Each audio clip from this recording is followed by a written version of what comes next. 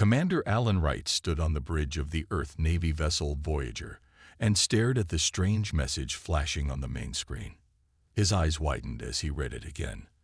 After decades of searching the stars for intelligent life, first contact had finally happened. And it wasn't humans who found aliens. The aliens had found them. "Is this real?" he asked, his voice barely above a whisper. Lieutenant Susan Miller nodded. As the ship's xenolinguist, she had spent the last 6 hours decoding the message. "Yes, sir. It's an invitation from a species called the Zoraxians. They want us to join something called the Galactic Confederation." Alan ran his hand through his short brown hair. "And there are 27 other spacefaring civilizations already in this confederation." "That's what they claim, sir," Susan replied. Her fingers moved quickly across her tablet as she pulled up more information. "The Zoraxians say they're an amphibious species. They've invited us to a peace summit on a neutral planet called Harmonious." Alan stared out the viewport at the endless expanse of stars. Humanity had only reached the nearest star systems. The idea that there was an entire galactic community out there was overwhelming. 3 days later, Earth's government assembled an emergency meeting. Leaders from around the world gathered to discuss the invitation. After hours of debate, they decided to accept. "We need to send our best," said the Secretary General. "People who represent the best of humanity." In the end, they selected seasoned diplomat Gregory Palmer to lead the mission. He had negotiated peace treaties in Earth's most difficult conflict zones. At 55, his calm demeanor and thoughtful approach had earned him respect worldwide. Military advisor Major Karen Jones would join him. She wasn't just skilled in combat. She understood strategy and alien psychology better than most. With her short red hair and serious eyes, she looked unassuming, but her mind was sharp as a knife. The scientific attaché would be Dr. William Foster, a brilliant physicist with an easy smile and endless curiosity. He had helped develop Earth's faster-than-light drive and spoke passionately about scientific cooperation between species. A week before departure, the team gathered at the Space Launch Facility in Nevada. The diplomatic vessel Olive Branch waited for them, sleek and white against the blue sky. "Are we ready for this?" Karen asked as they walked toward the ship, meeting not just one alien species, but representatives from 27 different civilizations. Gregory smiled. "We've prepared as much as we can. The rest we'll figure out when we get there." William couldn't contain his excitement. "Think about what we'll learn. Their technology must be centuries beyond ours." The three of them, along with engineer Olivia Martinez, security officer Frank Rodriguez, medical officer Dr. Samantha Lee, and Chef Peter Clark, formed the core of Earth's first diplomatic mission to the stars. On the night before launch, Susan Miller called Commander Allen with news. "Sir, I've been analyzing more of their communications. Something seems odd." "What is it?" Allen asked. "The tone has changed since our first messages. They seem nervous about meeting us, almost afraid." Allen frowned. "Afraid? Of us? We've been nothing but friendly." "I know, sir. I can't explain it. But their latest message included detailed instructions about not bringing certain materials that seem perfectly harmless. And they've asked 3 times if we understand their safety protocols." "Well, we're going to a peace meeting," Allen said. "Make sure Palmer knows about this. Tell him to be extra careful not to alarm them." The next morning, as the Olive Branch lifted off into the clear blue sky, none of the humans aboard realized that many of their normal behaviors and biological traits were considered terrifying by galactic standards. They had no idea that the simple act of arriving at a peace meeting would accidentally terrify the galaxy. As the ship accelerated toward the stars, Gregory Palmer looked at his team with confidence. "Remember," he said, "we represent all of humanity. Let's make Earth proud." Little did he know that their very presence would soon send shockwaves through the galactic community. The journey to Harmonious would take 3 weeks. The human delegation used this time to study the information package The Zoraxians had sent about the various alien species they would meet. Gregory Palmer sat in his quarters aboard the Olive Branch, reviewing files on his tablet. The more he read about the Galactic Confederation, the more questions he had. 27 different civilizations, each with their own biology, culture, and history. How had they all managed to find peace? A knock at his door interrupted his thoughts. Engineer Olivia Martinez stood in the doorway, holding her own tablet. "Sir, I've been studying the technical specifications they sent us," she said. Her dark eyes were troubled. "Something strange is going on." Gregory motioned for her to enter. "What have you found?" Olivia sat down and showed him her screen. "Their technology is more advanced than ours in many ways, but they power everything differently. They use something similar to our solar energy, but they seem terrified of nuclear power, even the safe fusion drives we use." "Maybe they had bad experiences with it," Gregory suggested. "That's what I thought too," Olivia said. "But it's not just nuclear energy. They avoid many power sources that we consider perfectly safe. It's like they're extremely cautious about everything." Down the corridor, Security Officer Frank Rodriguez was running the team through standard safety drills. He stood in the ship's small gym, demonstrating defensive moves to Dr. Foster and Dr. Lee. "In an emergency, stay together," Frank explained. "If we get separated, meet at the ship. If the ship is compromised, find high ground and wait for extraction." "Do we really need to prepare for danger at a peace meeting?" asked Samantha Lee, the medical officer. Frank nodded seriously. "Standard protocol. We hope for the best but prepare for everything else." What Frank didn't know was that such preparation would be seen as extreme military training by other species in the Confederation. Most had evolved without the constant vigilance that characterized human survival instincts. In the ship's medical bay, Dr. Lee was making her own discoveries. She examined the biological data on the various alien species with growing amazement. "This is fascinating," she said to Major Karen Jones, who had stopped by for her daily health check. "Most of these species have evolved in much more stable environments than humans. They can't handle the temperature variations we consider normal, and their tolerance for different atmospheric conditions is very limited." Karen looked over her shoulder at the screen. "Are we going to have trouble breathing on Harmonious?" Samantha shook her head. "No, they've created environments suitable for all species, but I'm starting to understand why they sent so many health and safety protocols. By their standards, humans are incredibly resilient." As the Olive Branch traveled deeper into space, the human delegation received increasingly strange messages from their Zoraxian guides. The aliens asked multiple times if the humans understood the meeting protocols. They wanted constant updates on the ship's position. They even asked if the humans needed any calming substances before the meeting. "I don't get it," Susan Miller said to Commander Allen during their daily communication. "It's like they're afraid we'll do something unpredictable." "Keep everyone on their best behavior," Allen advised. "We don't want to start our first interstellar relationship with a misunderstanding." 2 days before arrival, the Olive Branch received a transmission from a Zoraxian ship that would escort them to the space station. The alien captain appeared on screen, his blue amphibious face unreadable to human eyes. "Greetings, humans," the Zoraxian said.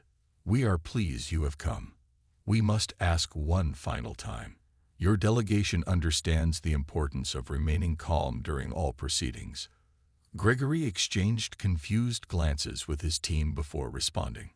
"Of course, we are diplomats, dedicated to peace." The Zoraxians seemed to relax slightly. "Excellent. Please follow our ship precisely.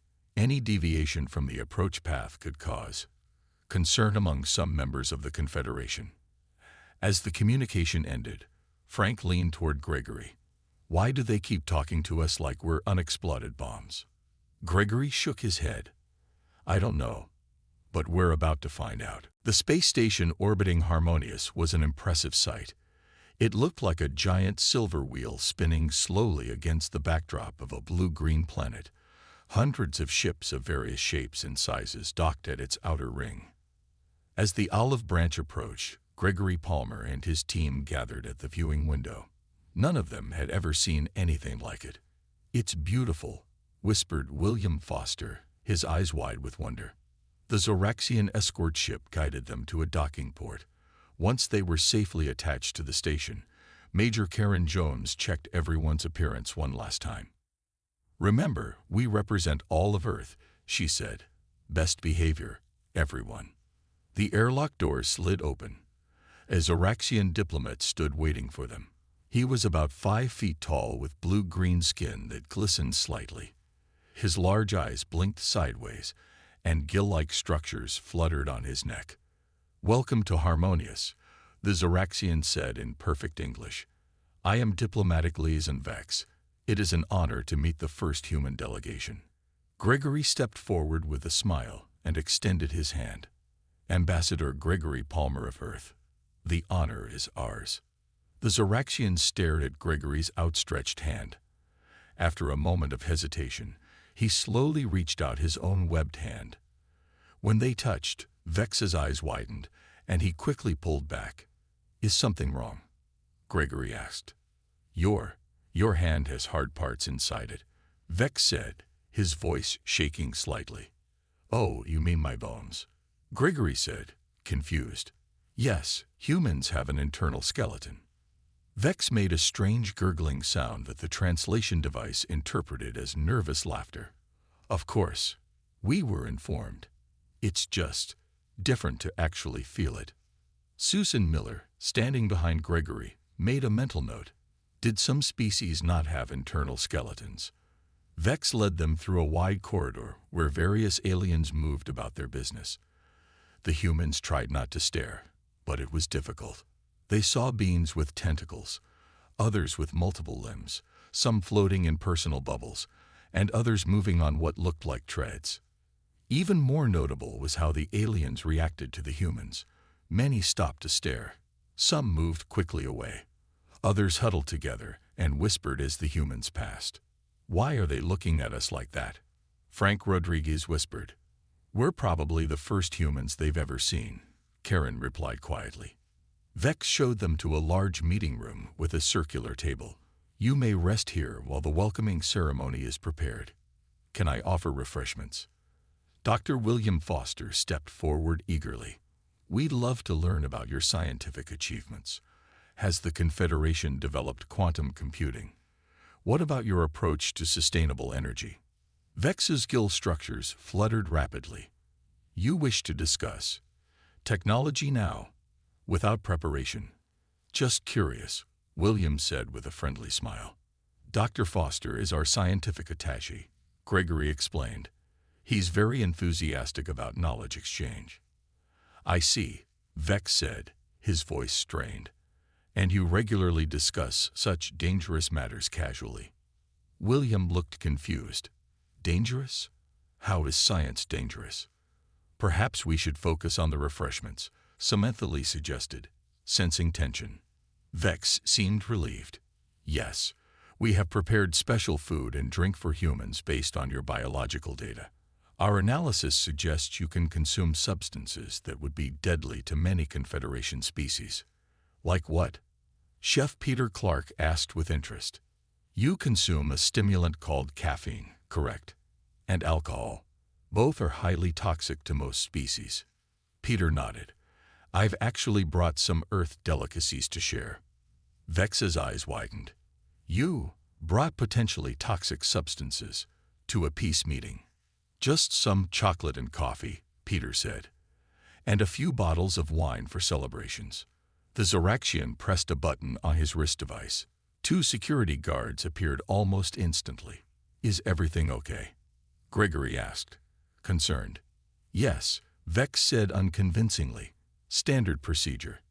Your offerings will need to be analyzed and properly contained." As Peter reluctantly handed over his carefully packed Earth foods, Major Jones noticed something strange. The security guards were keeping their distance, handling the packages with extreme caution. They looked at the humans not with curiosity, but with fear. "Ambassador," she whispered to Gregory, "I think we're scaring them." Gregory watched as the guards hurried away with Peter's gifts. But why? We haven't done anything threatening. Maybe it's not what we've done, Samantha suggested quietly. Maybe it's what we are. The welcoming ceremony began 2 hours later in a large circular hall. Representatives from all 27 Confederation species gathered to meet the humans. Gregory and his team stood in a line, trying to look friendly and peaceful. A tall, thin alien with silvery skin and no visible mouth stepped forward. The translator device identified him as High Counselor Zim of the Ethereals, current leader of the Confederation. "We welcome our new friends from Earth," Zim said, his words appearing as text on the humans' translation devices. "May this meeting begin a long and peaceful relationship between all our peoples." The crowd of aliens made various sounds that seemed to be applause. Gregory smiled and nodded his thanks. Then William Foster told a small joke about traveling so far to meet new friends. Susan Miller and Olivia Martinez laughed politely. Suddenly, the room went quiet. Many of the aliens took steps back. Some made distressed noises. "Did I say something wrong?" William whispered. Vex hurried over to them. "The sound you just made. The open-mouth display with the strange noises. What was that?" "You mean laughing?" Susan asked, confused. "Laughing." Vex repeated the word carefully. "This is a happy behavior, not aggressive." "Of course it's happy," Gregory said. "Humans laugh when they're amused or enjoying themselves." Vex turned to the crowd and spoke rapidly in a language the translators didn't catch. Slowly, the aliens seemed to relax, though many still watched the humans with cautious eyes. The ceremony continued with representatives from each species greeting the humans. Some seemed curious, others clearly nervous. A small, furry alien with 6 limbs approached Susan Miller and asked politely about human sleep cycles. "Humans typically sleep once per day cycle, for about 8 hours, Susan explained. The alien's fur stood on end.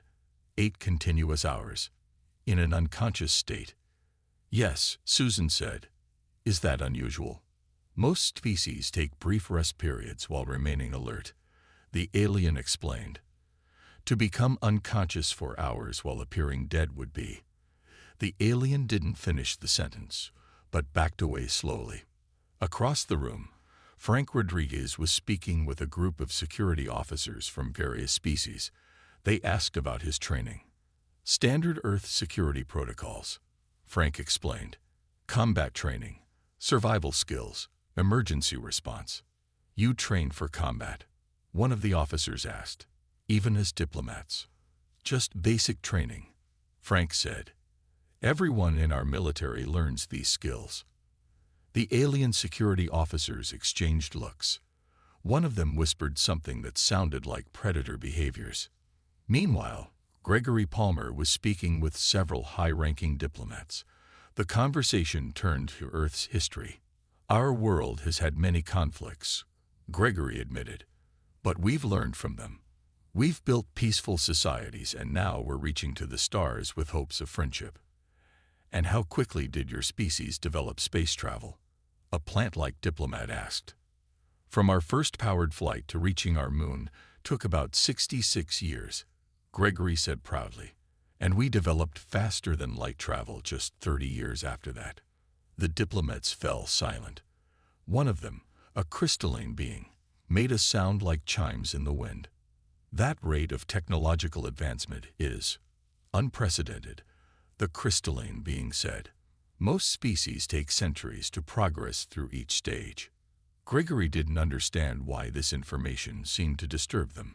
He was trying to highlight human innovation and adaptability, not frighten anyone.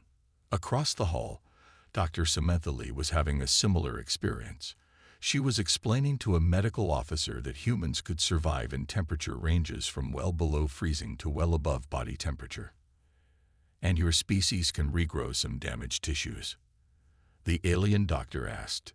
"Yes, we can heal from many injuries," Samantha said. "Our bodies are quite resilient." The alien made notes on a device. "And you mentioned earlier that humans continue to function even when parts of your body are severely damaged. Well, yes. We can survive the loss of limbs, some organs, significant blood loss. As Samantha spoke, she noticed more and more aliens gathering to listen. Their expressions were hard to read, but their body language suggested growing concern. By the end of the welcoming ceremony, news had spread throughout the station. Humans were resilient, potentially dangerous, and inexplicably friendly despite their terrifying capabilities. And this was just their first day at the Peace Conference. The next morning, the Peace Conference officially began. All 27 civilization representatives, plus the human delegation, gathered in the Grand Assembly Hall. The room was designed to accommodate beings of all shapes and sizes, with special areas for aquatic species and those who needed different atmospheres. High Counselor Zim opened the proceedings. Today marks a historic moment as we welcome the 28th spacefaring species to our Confederation. Let us begin with presentations from our new friends. Gregory Palmer stood and walked to the speaking platform. He felt the eyes of hundreds of aliens on him as he moved. "Thank you for your warm welcome," he began. "Earth is honored to join this gathering of peaceful civilizations. We bring with us a desire to learn, to share, and to build friendships across the stars." His words were translated into various languages, filling the room with a symphony of sounds.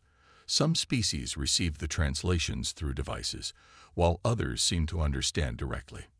To help you know us better, Gregory continued, our experts will share information about humanity. First, Dr. Samantha Lee will discuss human biology. Samantha took his place at the platform. She had prepared slides showing human anatomy and physiology. As she began her presentation, she noticed the room growing quieter. Humans are carbon-based omnivores, she explained, showing a diagram of the human digestive system. We can eat both plant and animal matter. Our bodies can process a wide range of foods that might be toxic to other species. She moved to the next slide showing the human skeletal structure. Our internal framework of bones provides support and protection for our organs. A small alien in the front row raised a tentacle. Your young are born with these hard internal structures. No, Samantha replied. Human babies have softer cartilage that gradually hardens into bone as they grow. This caused a wave of murmuring through the audience. The concept of growing internal armor seemed to disturb many of the aliens. Samantha continued, explaining how humans could survive in various environments. We can adapt to temperatures from below freezing to well above body temperature. Our skin provides protection against minor radiation, and our immune systems fight off many harmful organisms. With each fact she shared, the atmosphere in the room grew more tense. When she mentioned that humans could survive for days without water and weeks without food, several delegates left the room. After Samantha finished, engineer Olivia Martinez gave her presentation on human technology. She tried to focus on Earth's peaceful achievements, but questions kept steering her toward more concerning topics. Yes, we did split the atom relatively early in our technological development, she admitted when asked. But we've learned to use nuclear power safely. And your spacecraft use controlled explosions for propulsion, asked a delegate from a gaseous species. Well, in simple terms, yes, Olivia said. But our engines are designed with multiple safety systems. One delegate stood up. You built interstellar engines despite understanding the risks of catastrophic failure. How could your species take such chances? Olivia wasn't sure how to answer. What seemed like normal human ingenuity and acceptable risk to her was clearly viewed differently by the Confederation species. During a break in the presentations, Gregory noticed groups of aliens huddled together, speaking in low voices. Whenever humans approached, they would fall silent or quickly change topics. Something's wrong, he said to Karen Jones. They're acting like we're dangerous. Karen nodded. I've seen security personnel following us. They try to be discreet, but they're watching our every move. I don't understand, Gregory said. We've been nothing but friendly. What they didn't know was that in another part of the station, the Galactic Security Council had convened an emergency session. The topic, what to do about the humans. Inside that meeting, A tall, spindly alien showed images of human history that their intelligence had gathered. Images of wars, weapons, and environmental damage. These beings, the alien said, evolved as pursuit predators. They hunted by chasing prey until it collapsed from exhaustion. They developed tools specifically to kill from a distance. Their history is filled with conflict. And now they have reached the stars. The council members looked grim as they debated what some were already calling the human problem. By the third day of the conference, the atmosphere had changed completely. When the human delegation entered rooms, conversations stopped. Alien representatives who had been friendly now found excuses to be elsewhere. The few who did speak to the humans asked strange questions about human aggression and warfare. "Did I say something wrong yesterday?" William Foster asked as they ate breakfast in their quarters. That insect-like delegate practically ran away when I approached him. "It's not just you," Susan Miller said. "They're avoiding all of us. And have you noticed how they travel in groups now? Like they're afraid to be alone with a human." Gregory Palmer looked troubled. "I spoke with Vex this morning. He seemed nervous, even for him. When I asked directly if there was a problem, he said something odd about natural behaviors and how we shouldn't change who we are." "Change who we are?" Frank Rodriguez frowned. "What does that mean?" Before anyone could answer, Olivia Martinez burst into the room. Her face was pale. "Someone's been in our system," she said, holding up her tablet. "Our computers have been accessed." Frank was immediately on his feet. "What was taken?" "Nothing as far as I can tell," Olivia said. "But someone installed monitoring devices in our quarters while we were at yesterday's meetings." The room went silent as the implications sank in. "They're spying on us," Karen Jones said finally. "But why?" "We're guests at a peace conference." Gregory stood up. "I'm going to speak with High Counselor Zim.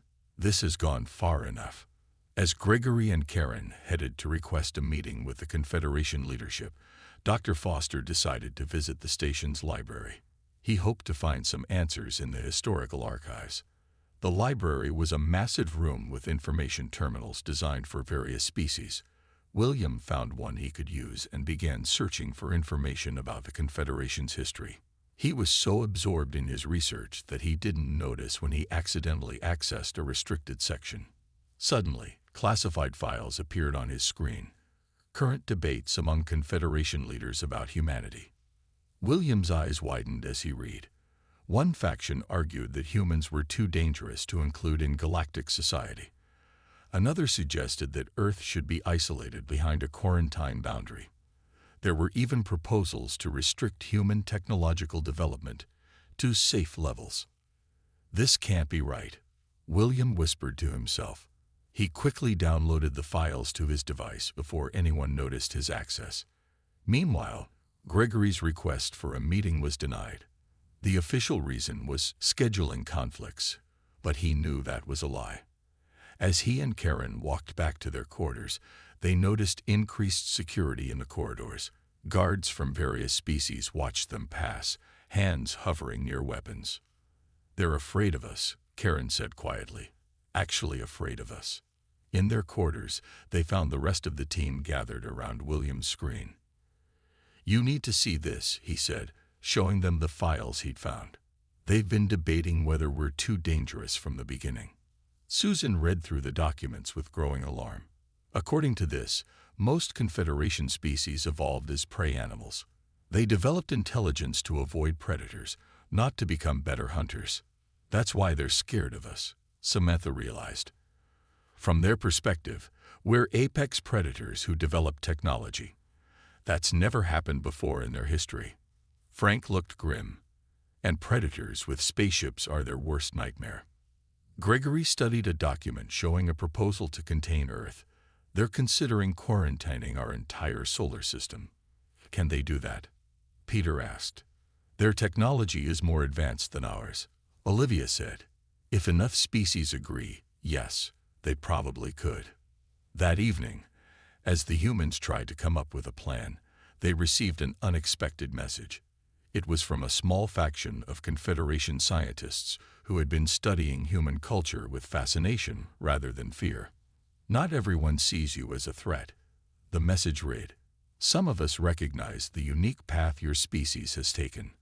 But you must understand, to many here, your very nature is terrifying. A group of hardliners is pushing for immediate action against Earth. You have very little time to change minds." Gregory looked at his team. "We need to show them who we really are. Not just what we're capable of, but how we use those capabilities. And fast," Karen added, looking at the message again, "because it sounds like some of them are preparing to act against us." The next morning, the human delegation prepared to make their case to the Confederation. But before they could leave their quarters, they heard a commotion in the corridor outside. "What's going on?" Susan asked, moving toward the door. Frank pulled her back. "Wait, let me check first." He opened the door carefully and looked out. 3 alien security officers were arguing with Vex. Behind them stood a group of official-looking aliens from different species. "I must speak with them first," Vex was saying. "This is not the proper protocol." One of the security officers, a tall being with 4 arms, stepped forward. "The Security Council has made its decision. The humans are to be contained until arrangements for their return to Earth are complete." Gregory joined Frank at the door. "Is there a problem?" he asked calmly. The aliens turned, startled by his sudden appearance. The 4-armed security officer reached for a weapon at his side. What happened next occurred so quickly that later accounts would differ. The security officer's weapon started to rise. Frank Rodriguez moved instinctively, putting himself between the weapon and Gregory. In one smooth motion, he deflected the officer's arm upward, causing the weapon to discharge harmlessly into the ceiling. The corridor erupted in chaos. Alarms blared. More security officers appeared at both ends of the corridor. The human delegation found themselves surrounded. "Nobody move," Karen shouted, her military training taking over. "We are peaceful delegates. There is no need for weapons." For a tense moment, it seemed violence was inevitable. Then a new voice spoke from behind the security team. "Lower your weapons, all of you." The voice belonged to an elderly Zoraxian. His skin was a deeper blue than Vex's, and he moved with the slow dignity of great age. "Elder Diplomat Mero," Vex said with surprise. "The Security Council did not inform you." "I am well aware what the Council decided without proper consultation," the elder Zoraxian said, "and I am equally aware that what we are witnessing is precisely why such hasty action is dangerous." He turned to the security officers. "Did you not see what just happened?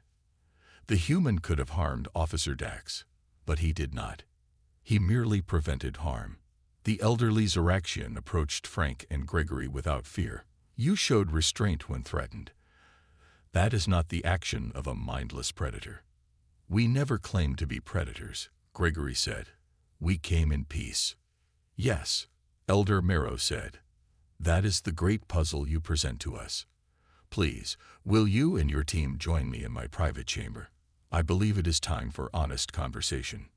20 minutes later, the human delegation sat in a comfortable room with Elder Mero and representatives from 5 other species who had supported his intervention. "I must explain something difficult," Elder Mero began. "Most Confederation species evolved very differently from humans. We were prey animals who developed intelligence as a survival strategy. Our histories have little conflict between members of the same species. We solved problems through cooperation and avoidance, not competition and confrontation. And humans evolved as predators," Samantha said, understanding dawning. "Yes," a small furry alien said. "Your physical capabilities, your rapid technological development, your ability to endure conditions that would kill us, these all suggest predator evolution. When you casually mentioned your history of warfare, many Confederation members were horrified." "But we've overcome much of our violent past," William protested. "We've built peaceful societies." "That is what makes you unique," Elder Mero said. "And, to many, frightening. You are predators who developed empathy, cooperation, and technology simultaneously. This has never happened before in our records. Susan leaned forward. So when we thought we were being friendly, you were showing behaviors that, to prey species, seemed like clever predator tactics, finished a crystalline being. Your smiles show teeth. Your laughter resembles hunting calls to some species. Your casual discussion of dangerous topics suggests hidden aggression. We never meant to frighten anyone, Gregory said. We believe you, Elder Marrow said. But now we face a crisis. The Security Council has voted to isolate Earth. They fear what humans might become if fully integrated into the galactic community. They can't just cut us off from the stars, Olivia said. We've only just found you. There is still hope, Elder Marrow said. If you can prove to the full Confederation that humans, despite your evolutionary path, are truly committed to peace. Gregory looked at his team, then back at the elder diplomat. Tell us what we need to do. The full Confederation Assembly gathered the next day. All 27 species were represented, with the human delegation standing in the center of the Great Hall. The mood was tense, with security officers positioned at every exit. High Counselor Zim called the session to order. We are here to determine the future relationship between the Confederation and Earth. The Security Council has proposed isolation measures for humanity's homeworld. Gregory Palmer stepped forward. The past night had been spent in intense preparation with Elder Marrow and his allies. This was humanity's one chance to change minds. Honored representatives, Gregory began, we understand your fears. We have learned that our very nature seems dangerous to you. But I ask you to consider what that nature truly means. He gestured to his team. Yes, humans evolved as predators. Our bodies can endure conditions that would harm many of you. We have moved quickly from primitive technology to the stars. Our history includes conflict. Murmurs spread through the assembly at this frank admission. But that same evolutionary path gave us unique strengths. Gregory continued. We learned to protect those weaker than ourselves. We developed medicine to heal, not just to survive. We created art and music that express our deepest emotions. We built societies based on cooperation, not just competition. Karen Jones stepped forward next. I am a military officer. I was trained to fight. But I was also trained to maintain peace, to protect civilians, and to show restraint. The greatest warriors on Earth are those who know when not to fight. William Foster spoke about human scientific achievements. We seek knowledge not to dominate, but to understand. When we learn something new, our first instinct is to share it, not keep it secret. Samantha Lee described human medicine. We heal even our enemies. Our doctors treat all patients equally, regardless of differences. We value all life. One by one, the human delegation showed a different side of humanity, not denying their nature, but revealing how it had shaped them in unexpected ways. Finally, Gregory proposed a new treaty. We understand we are different. We accept that our ways may seem strange or even frightening. So we propose special protocols for human interaction with the Confederation. He outlined a plan where humans would agree to certain restrictions while in Confederation space. They would share safety protocols that made their dangerous technology manageable. They would establish cultural exchange programs so both sides could learn from each other. We do not ask you to ignore your instincts, Gregory said. We ask only that you judge us by our actions, not your fears. When he finished, the hall was silent. Then Elder Marrow stood. I have spent time with these humans, he said. Yes, they are different. But difference is not danger. The Confederation was formed because we believed diverse species could learn from each other. If we reject humans because their path was different from ours, we betray our founding principles. Debate erupted throughout the assembly. Some species remained firmly opposed to human integration. Others were willing to consider Gregory's proposal. A few spoke strongly in favor of giving humans a chance. After hours of discussion, High Counselor Zim called for a vote. The tension in the room was thick as the results were calculated.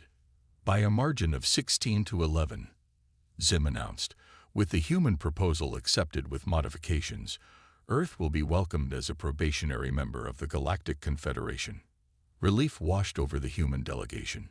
It wasn't full acceptance, but it was a start. In the days that followed, they worked with Confederation representatives to finalize the details of the agreement. Samantha developed medical guidelines to prevent cross-species contamination. Olivia shared human safety protocols. Frank helped design security measures that would make both humans and aliens feel comfortable. When it was time to return to Earth, Gregory stood on the observation deck of the Olive Branch, looking back at the space station. "Well," Karen said, joining him, "that wasn't exactly the peaceful first contact we expected." Gregory smiled. "No, but maybe it was the one we needed. We learned as much about ourselves as we did about them." As the ship turned toward Earth, he thought about the message they would bring home. Humans had a unique place in the cosmos, beings who had risen from predator instincts to create a peaceful society. It would be a challenging role, being the galaxy's gentle giants, but Gregory believed humanity was ready for it. The stars stretched out before them, no longer just distant lights, but homes of new friends and allies who were waiting to see what humans would do next. The sky burned red over Helios 9 as alien ships descended through the atmosphere. Kate Franklin watched from the command center window, her face grim in the emergency lighting. The attack had come without warning 3 hours ago. Now half the colony was in ruins. "How many ships?" she asked, her voice steady despite her racing heart.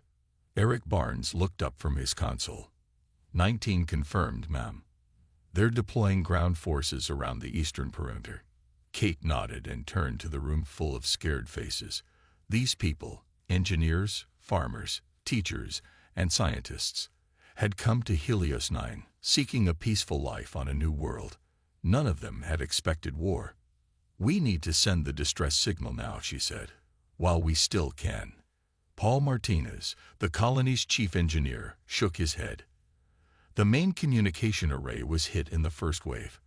We're running on backup systems." "How long will they last?" Kate asked. "Minutes, maybe less." Kate moved quickly to the central console. Her fingers flew across the controls as she recorded the message that might be her only hope. "This is Colony Administrator Kate Franklin of Helios 9. We are under attack by an unknown alien force. Civilian casualties are high. We have limited defenses. Request immediate military assistance. I repeat, Helios 9 is under attack." The building shook as another explosion hit nearby. Dust fell from the ceiling. "They're targeting the command center," Olivia Donovan called out. The security chief had blood running down one side of her face, but her hand was steady on her weapon. "We need to evacuate now." Kate finished the transmission and pressed send. The system hummed as it pushed the distress call toward the nearest relay station. If they were lucky, the message would reach Earth in just under a week. "Message sent," she said. "Let's move." They had barely reached the door when it burst open. 3 tall, armored figures stood in the doorway. Their scaled skin gleamed purple-black in the emergency lights. Their faces were hidden behind breathing masks with glowing yellow eyes. "Humans," the middle one said, the translation device on its chest turning alien sounds into flat English. "Your colony is now under the control of the Crothal Empire. Surrender or die." Olivia raised her weapon, but Kate put a hand on her arm. "We're civilians," Kate said. "We surrender." The aliens seemed to laugh, the sound like rocks grinding together. "Wise choice. Your species has a reputation for weakness. Take us to your remaining leaders." As they were marched outside, Kate got her first full view of the devastation.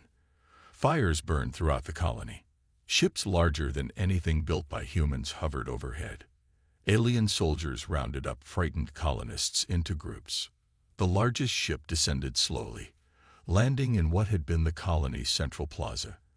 A ramp extended and more aliens emerged. The one in front wore elaborate armor and carried no visible weapons. The soldiers around Kate immediately straightened. Supreme Warlord Exerzoth, one of them announced. The warlord approached Kate directly, towering over her. You are the leader of this pathetic outpost. I am, Kate replied, meeting the alien's gaze. Did you call for help before we destroyed your communications? Exerzoth asked, amusement in his voice. Kate said nothing, but her expression gave away the answer. The warlord laughed. Excellent. It pleases me that you still hope. He gestured widely at the destruction around them. Let me educate you, human. Your Earth is 3 months of travel from here, even for your fastest ships. We have studied your kind. Your nations are divided. Your military is scattered across too many worlds. He leaned closer to Kate's face. No one is coming to save you. By the time your message even reaches your homeworld, there will be nothing left of this colony but ashes and memories. Behind the warlord, Kate saw Paul and Olivia exchange determined glances. She kept her face neutral, giving nothing away. We'll see, she said quietly. The distress signal from Helios 9 reached Earth 6 days later. At United Earth Defense Command Headquarters in Geneva, the message played on the main screen of the crisis room. The faces around the table grew darker with each word from Kate Franklin. Admiral Daniel Russell stood at the head of the table, his weathered face showing no emotion. But his fingers pressed hard against the polished surface as the message ended with static. Play it again, he ordered. After the second viewing, he looked around the room. Opinions? Michelle Grant, head of intelligence, stood up. Her dark hair was pulled back tightly, her expression grim. Sir, this matches 3 other attacks in the past month. We believe the Krathul are testing our response capabilities. She tapped her tablet, and new images appeared on the main screen. Other colonies reduced to ruins. They hit New Montana first, then Archer's World, then New Singapore. Each time, they'd grown bolder. Helios 9 is the largest colony they've targeted so far, and our response time has been too slow for all of them, Admiral Russell said. Michelle nodded. By the time our ships arrived, there was little left to save. Commander Alan Peterson cleared his throat. He was younger than most others in the room, but his combat record had earned him respect. The Krathul are strategic. They're attacking colonies that are far from each other and far from Earth. They're counting on our ships being spread too thin. They're right, someone muttered. Admiral Russell straightened. Perhaps they were right yesterday. Today, things change. He pressed a button on the table. I'm calling for an emergency session of the United Earth Council. All of you, prepare your departments for full mobilization. 3 hours later, the council chamber was filled. Representatives from every nation on Earth sat in rising tiers around the central podium. The room buzzed with worried conversation. Admiral Russell stood before them and played Kate Franklin's message. The room fell silent.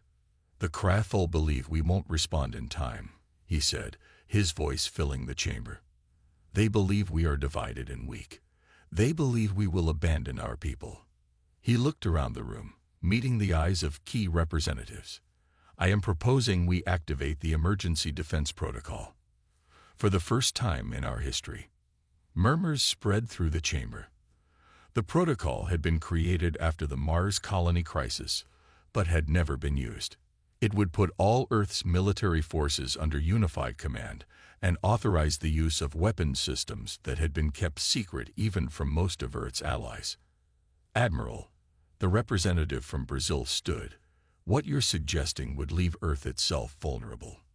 If we do nothing, Russell replied, we show every hostile species in the galaxy that humans can be picked off one by one. Today Helios 9. Tomorrow it could be your mining stations in the Kuiper Belt. The chamber erupted in debate. After an hour, the council president called for a vote. The result was unexpected. Unanimous approval. Admiral Russell wasted no time. He appointed Commander Peterson to lead the response fleet and gave him broad authority to requisition ships and personnel. How many ships can we assemble in 24 hours? Russell asked. Peterson consulted with his staff. With the protocol activated, Every nation is contributing. We can have 217 combat-ready vessels by tomorrow. More will join as we travel. It won't be enough, Michelle Grant said. Admiral Russell turned to her. We're not just sending what we have, Commander Grant. We're sending everything. He brought up a classified file on his tablet. Project Thunderbolt is now operational, and the prototype ships from the Mars defensive line will join the fleet. Michelle's eyes widened. Sir, those are untested in actual combat. Then this will be their test, Russell said. The Krathul believe we won't come. They're about to learn how wrong they are. In orbit above Earth, ships began to gather. More arrived each hour. Sleek destroyers, massive carriers, agile fighters.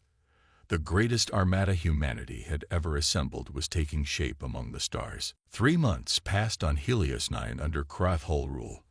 The once thriving colony was now a prison camp. High walls surrounded what remained of the settlement. Alien patrol ships circled overhead day and night. In a hidden basement beneath the ruins of the science building, Samantha White wiped sweat from her forehead. The colony's doctor had been working for 12 hours straight, treating 3 colonists injured during a cave-in at the mines where the Krathul forced them to work. Will they live? Asked John Harris. The former Marine stood guard at the door, his makeshift weapon ready. Samantha nodded tiredly. They'll recover, but I'm running low on antibiotics. John's face hardened. We'll get more. The aliens are bringing in fresh supplies tomorrow. He didn't say how they would get those supplies. Samantha didn't ask. In 3 months, they had all learned to do things they never thought possible. John moved closer and lowered his voice. There's a meeting tonight. Tunnel 3. Kate wants everyone there. Samantha raised an eyebrow. Colony Administrator Franklin rarely called full meetings of the Resistance. It was too dangerous to have everyone in one place. When night fell, 30 colonists gathered in the narrow tunnel beneath the ruined eastern section. They came in 1s and 2s, using different routes to avoid detection. Kate Franklin looked thinner than before the invasion, but her eyes burned with the same determination. Beside her stood Paul Martinez and Olivia Donovan. All 3 had escaped during a transport accident in the first month of occupation. Thank you for coming, Kate said softly. I know the risk you're taking. She gestured to Eric Barnes, who sat huddled over a small device. The young communications specialist had dark circles under his eyes. Eric has something to share, Kate said. Eric looked up nervously. 3 days ago, I picked up a signal. It was weak, but definitely human. It was using old Earth military frequencies. The room went silent. What did it say? Someone finally asked. Just 3 words, Eric replied. Then it was gone. It said, hold. We're coming. Excited whispers filled the tunnel. Kate raised her hand for quiet. It could be a trick, Olivia warned. The Krathul catching someone's random transmission, or trying to smoke us out. I don't think so, Eric said. The signal used an authentication code. Earth military, high command level. Paul Martinez spoke up. Even if it's real, what can we do? The Krathul have planetary defenses online. Any ship that approaches will be destroyed. That's why we need to take out those defenses, John Harris said. He stepped forward, standing next to Kate. We've been watching their patterns, finding weaknesses. If someone is really coming, we need to be ready. Kate nodded. We start planning now. Our people need to be in position to move when the time comes. As the meeting continued, none of them noticed the small maintenance droid that had stopped in the ventilation shaft above them. Its camera eye blinked red in the darkness. The next morning, alarms blared across the settlement.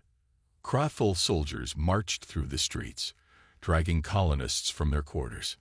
In the central plaza, Supreme Warlord Exer Zoth waited. The colonists were forced to kneel in rows before him. Humans, his voice boomed through speakers.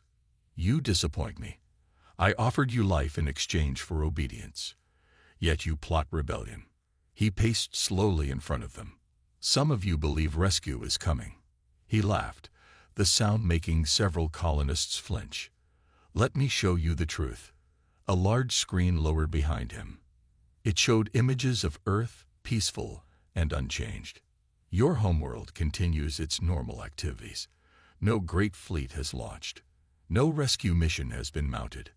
He zoomed in on orbital images showing normal shipping traffic around Earth. "These images are from yesterday." Kate Franklin kept her face expressionless, though doubt flickered in her eyes. "To remind you of the futility of hope," Exerzoth said, "I will now execute 10 of your people. When the next group speaks of rescue, I will execute 20. As the soldiers moved to select their victims, a small object fell from Kate's sleeve into her hand. A detonator.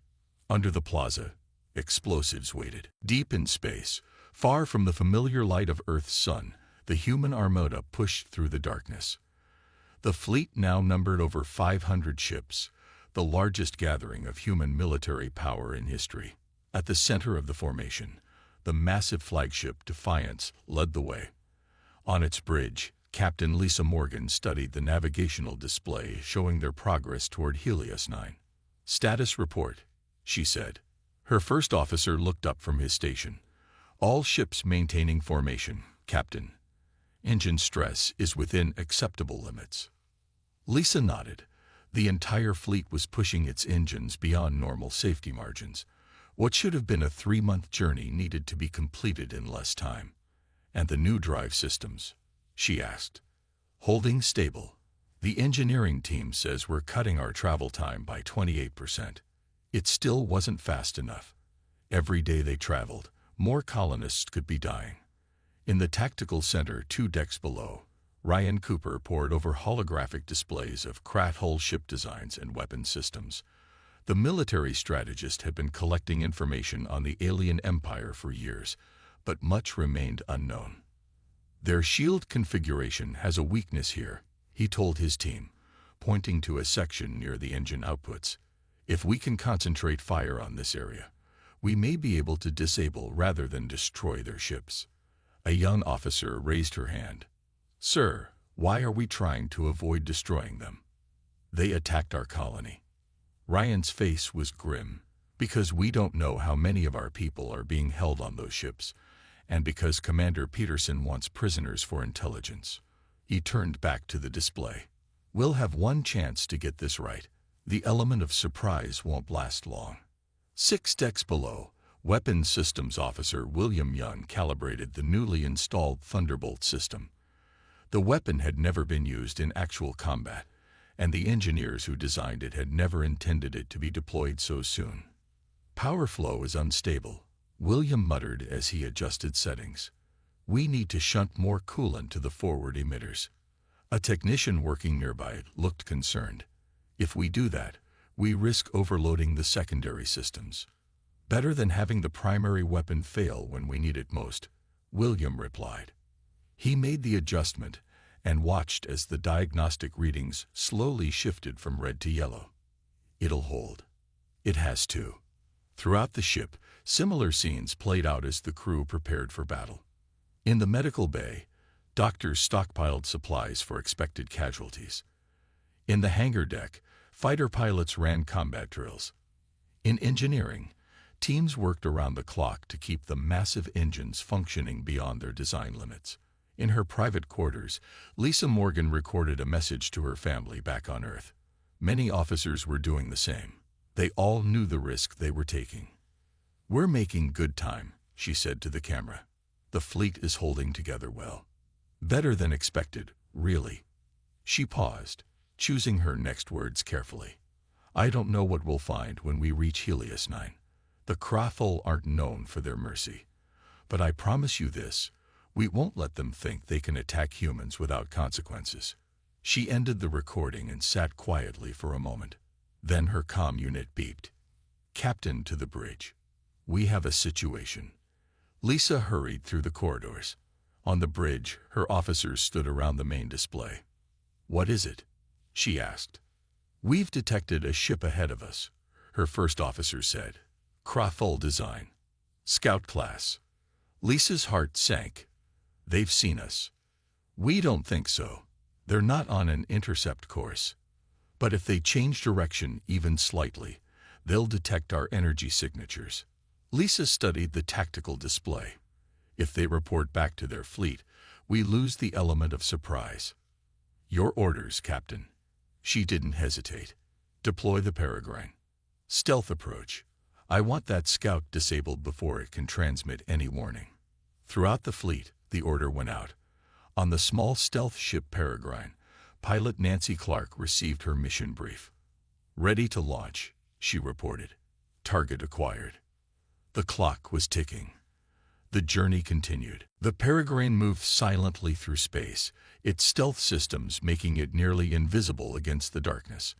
Inside the small craft, Nancy Clark guided the ship toward the Krathul scout with steady hands. Distance to target, 20,000 kilometers in closing, she said to herself, a habit from her training days. The scout ship followed its patrol route, unaware of the danger approaching. Nancy checked her weapon systems. The Peregrine carried no destructive weapons, only a specialized pulse device designed to disable enemy systems without destroying the ship. Target locked. Preparing to fire in 3, 2, 1. The pulse shot out, invisible to the naked eye. It hit the scout ship directly in its command center. The alien vessel's lights flickered and went dark. Moments later, emergency power came on, but the ship's main engines and communications remained offline. Target neutralized, Nancy reported back to the Defiance.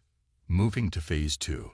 Instead of returning to the fleet, the Peregrine continued toward Helios 9 at maximum speed.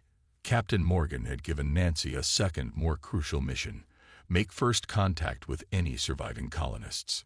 2 days later, the Peregrine entered the Helios system, staying far from the usual travel lanes. Nancy used the planet's moon as cover, keeping the ship hidden from Krathul orbital patrols. When darkness fell on the colony, Nancy landed the Peregrine in a forested area 5 miles from the settlement. She exited wearing a combat suit with full stealth capabilities. Moving carefully through the trees, she approached the outer wall of the colony. Krathul guards patrolled the top, their weapons ready. Nancy studied their patterns, noting when their attention wavered. 30 minutes later, she slipped over the wall between guard rotations and dropped into the shadows of the ruined buildings. The colony looked nothing like the thriving settlement shown in Earth's records. Structures were damaged or destroyed. The once green parks were now barren dirt lots. Nancy activated her scanner, searching for human life signs. They were everywhere, in barracks-like buildings, in underground areas, in what appeared to be work camps at the edge of the settlement. She needed to find the resistance. According to intelligence reports, they had picked up a signal from someone named Eric Barnes. That was her best lead. Nancy's scanner detected unusual power usage coming from beneath a collapsed science building.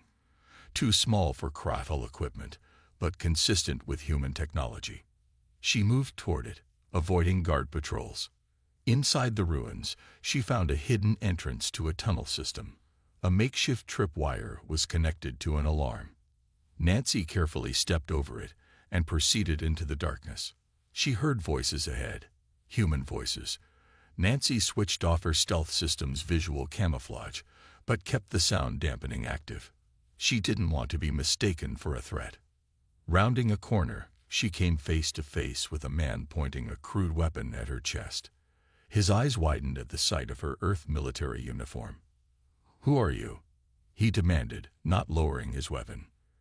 "Lieutenant Nancy Clark, United Earth Forces," she replied quietly. "I'm looking for Eric Barnes." The man stared at her in disbelief. "You're from Earth. Prove it." Nancy slowly reached into a pocket and pulled out a small device. It projected the United Earth insignia. "I need to speak with your leaders. I don't have much time." The man, John Harris, though Nancy didn't know his name yet, lowered his weapon slightly. "Follow me. One wrong move and I'll shoot."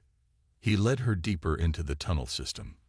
They passed areas used as sleeping quarters, storage rooms, and what looked like a medical facility. Finally, they reached a larger chamber where several people huddled around a table. Kate Franklin looked up as they entered. Her face showed no emotion when she saw Nancy's uniform. "She says she's from Earth," John explained. Nancy stepped forward. "Lieutenant Nancy Clark, Advanced Scout for the United Earth Response Fleet. We received your distress call." The room fell silent. Then Eric Barnes pushed forward. "I knew it. I picked up your signal." "Hold. We're coming." "That was you." Nancy nodded. "An advance message from our fleet. I was sent ahead to make contact and gather intelligence." She looked at Kate. "The fleet will be here in 5 days. We need to prepare." Olivia Donovan crossed her arms. "Prepare how?" "There are 15 Krathol ships in orbit and 3,000 troops on the ground. What kind of fleet could possibly handle that?" Nancy smiled slightly. "The biggest one humanity has ever assembled." 5 days passed quickly. The Resistance worked with Nancy Clark to prepare for the fleet's arrival. They mapped Krathol positions, identified weapon emplacements, and planned coordinated strikes against key targets. Kate Franklin gathered her team leaders in the main tunnel. "Everyone knows their assignments. When the fleet arrives, we move immediately. No hesitation." John Harris nodded. "My teams are ready. We take out the communication towers first, then the power stations." "My people will handle the barracks," Olivia said. "We'll keep the ground forces busy." Paul Martinez spread a map on the table. "I've identified the weak points in their planetary defense system. If we can blind these 3 sensor arrays, their guns won't be able to lock onto our ships." Nancy checked her tactical display. "The fleet should be arriving in the system within the hour. We need to get our people in position." Above them, Supreme Warlord Exerzov stood on the bridge of his command ship. He looked down at the colony with contempt. These humans had been more trouble than expected. Just yesterday, they had sabotaged a mining operation. 3 of his soldiers had died. "Increase patrols in sectors 7 through 12, he ordered. "I want the leaders of this resistance found and executed publicly." "Yes, Warlord," his second-in-command replied. A junior officer approached nervously. "Warlord, our long-range sensors detected an energy anomaly at the edge of the system." "What kind of anomaly?" Exerzov asked, barely interested. "Unknown, sir. It disappeared before we could analyze it." Exerzov waved him away. "Probably a solar flare or sensor malfunction. Focus on finding the rebels." The officer bowed and returned to his station. Moments later, alarms blared across the bridge. "Multiple ships detected," the sensor operator shouted. "Hundreds of them, entering the system from multiple vectors." "Impossible," Exerzov growled. He moved to the main display. What he saw made his blood run cold. Ships, human ships, more than he had ever seen in one place. They emerged from faster-than-light travel in perfect formation, spreading out to surround the planet and his fleet. "How many?" he demanded. "Over 500 combat vessels detected," his officer reported, voice shaking. "More still arriving." On the Defiance, Captain Lisa Morgan stood tall as her ship led the main battle group toward Helios 9. "All ships report ready for combat," her first officer announced. "Enemy vessels responding. They're moving to defensive positions." Lisa nodded. "Open a channel to all frequencies, including colony ground communications." When the channel opened, she spoke clearly. "This is Captain Lisa Morgan of the United Earth Defense Fleet to all Krathol forces. You have invaded a human colony and harmed our people. Surrender immediately or face the consequences." She paused, then added, "To the people of Helios 9, humanity stands united. You are not alone." The message echoed across every communication device in the colony. In the streets, colonists looked up at the sky, though they couldn't see the ships through the atmosphere. In the tunnels, Kate and her team heard the message over their radios. She locked eyes with Nancy, who nodded. "That's our signal," Kate said. "Move out." Throughout the colony, resistance fighters emerged from hiding places. They moved swiftly to their targets, using weapons Nancy had brought and others they had made themselves. John Harris led his team to the main communication tower. They overwhelmed the guards and planted explosives at the base. "Fire in the hole," John called. Moments later, the tower collapsed in a shower of metal and sparks. Across the settlement, similar scenes played out. Power stations went dark. Sensor arrays exploded. Krathul soldiers found themselves under attack from all sides. In space, the battle began. Earth ships moved in precise formations, targeting Krathul vessels with concentrated fire. On the Defiance, Ryan Cooper directed the tactical operations. "Focus on their command ship. All battle groups coordinate fire on my mark." William Young monitored the Thunderbolt weapon as it charged. Primary weapon at 90%, ready to fire in 20 seconds. Above Helios 9, the greatest space battle in human history erupted in light and fire. The space above Helios 9 lit up with weapons fire. Krathul ships fought desperately against the overwhelming human fleet. Despite their surprise, the alien vessels were powerful, and several Earth ships were heavily damaged in the first exchange. On the Defiance, Captain Lisa Morgan held tight to her command chair as the ship shook from a direct hit. "Shields at 60%, her officer reported. "Enemy flagship is targeting us specifically." Lisa studied the tactical display. The Krathul command ship was moving to a position where it could fire on the Defiance while using two smaller vessels as shields. "They're trying to separate us from the fleet," she realized. "Helm, execute maneuver Delta 7. The Defiance rolled sharply, diving beneath the line of Krathul ships. Two Earth destroyers followed, providing covering fire. "We have a clear shot at their flank," the weapons officer announced. Lisa nodded. "All batteries, fire." The Defiance unleashed a devastating barrage that tore through the Krathul defensive line. One alien ship exploded, while two others drifted, disabled. On the planet's surface, the battle raged with equal intensity. Kate Franklin led a group of colonists toward the main settlement's control center. They moved from building to building, avoiding Krathul patrols. "The central hub is 50 meters ahead," Kate whispered into her comm unit. "Heavy guards at the entrance." Nancy Clark's voice crackled back. "I count 8 guards. Wait for our distraction." Moments later, explosions erupted on the other side of the settlement. The guards at the control center turned toward the sound, and several ran to investigate. "Now," Kate ordered. Her team rushed forward, firing at the remaining guards. In seconds, they had cleared the entrance and were inside the building.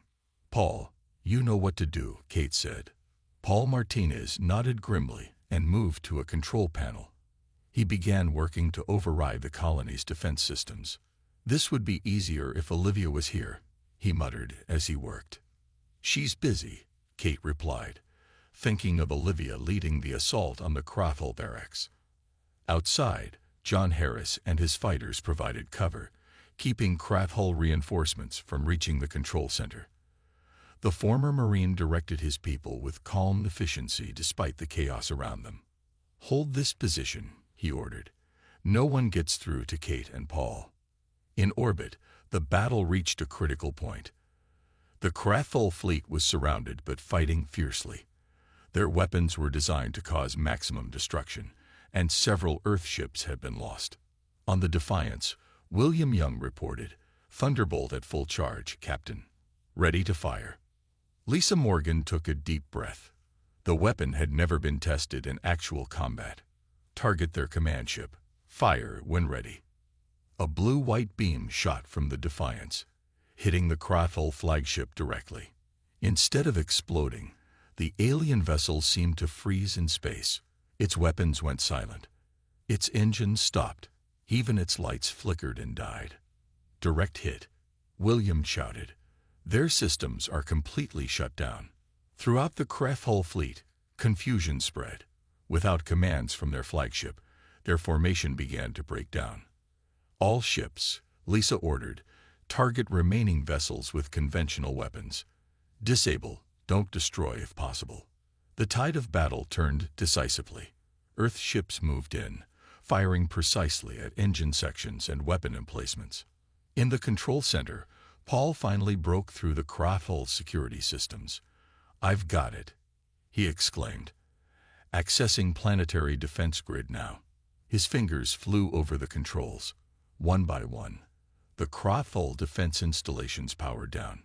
"Sending the all-clear to the fleet," Kate said, transmitting the signal Nancy had given them. Aboard the Defiance, Commander Peterson received the message. "Captain, the ground team has disabled the planetary defenses. We're clear for landing operations." Lisa nodded. "Launch all dropships. Get our Marines on the ground." Across the fleet, landing craft separated from their carrier ships. Hundreds of them descended toward Helios 9, carrying thousands of Earth's soldiers. Supreme Warlord Exerzoth watched in rage as his command ship drifted powerless. "Get our systems back online," he roared. His officers worked frantically, but nothing responded. "Warlord," his second-in-command said hesitantly, "human ships are landing all over the colony." Exerzoth's eyes narrowed. "Prepare my personal transport. I will not be captured." Earth's drop ships landed across Helios 9. Marines poured out, their weapons ready. Leading the first wave, Commander Alan Peterson directed his forces with precise orders. "Secure the northern quadrant. Find and protect the colonists. Watch for enemy traps." The Marines moved through the settlement with practiced efficiency. They outnumbered the Krathul ground forces and had the element of surprise. Many alien soldiers surrendered when they realized their fleet had been defeated. In the medical center beneath the ruins, Samantha White heard the sounds of fighting grow closer. She had 20 injured colonists with her, too weak to move. When the door burst open, she stood protectively in front of her patients, a surgical tool clutched in her hand. A Marine stepped in, helmet visor up. "Doctor, we're here to help." Tears filled Samantha's eyes as more Marines entered, bringing medical supplies and stretchers. Across the settlement, similar scenes played out as Earth forces secured area after area. The resistance fighters joined them, guiding Marines to Krathul strongholds and helping free imprisoned colonists. In the control center, Kate received reports from all sectors. "The spaceport is secure. The mining complex is secure. The enemy barracks have been taken." Paul looked up from his console. "But Exerzoth is missing. His personal transport launched 10 minutes ago." John Harris burst into the room, his face dirty from battle, but his eyes bright with victory. "The main square is under our control. The Krathul are surrendering everywhere." Kate nodded. "What about Olivia?" "She's fine. Leading the sweep of the eastern sector." Kate turned to a Marine communications officer. "Contact the Defiance. Tell them Exerzoth is trying to escape." In orbit, Captain Lisa Morgan received the message. "Track that transport," she ordered. "Do not let it leave the system." The Defiance's sensors quickly located the small craft attempting to hide behind Helios 9's moon. "Target locked," the weapons officer reported. "Disable it only," Lisa ordered. "We want him alive." A precisely aimed shot struck the transport's engines. The craft spun helplessly in space. "Send a recovery team," Lisa said. "Bring him to the Defiance." Hours later, as the sun set over Helios 9, the battle was over. Earth forces had secured the entire colony. Krathul survivors were being processed as prisoners of war. Medical teams treated injured colonists and soldiers alike. In what had once been the colony's central plaza, now damaged but free, Commander Peterson met with Kate Franklin and her resistance leaders. They stood amid Earth Marines and tired but jubilant colonists. "On behalf of United Earth, I thank you for your courage," Peterson said formally. "Without your actions, this victory would not have been possible." Kate looked around at her people, at Paul, Olivia, John, Samantha, Eric, and so many others who had fought and survived. "We never gave up hope," she said simply. A shuttle landed nearby. Captain Lisa Morgan descended the ramp, followed by 2 Marines escorting the shackled Supreme Warlord Exerzoth. The alien commander's proud bearing was gone. He kept his eyes on the ground.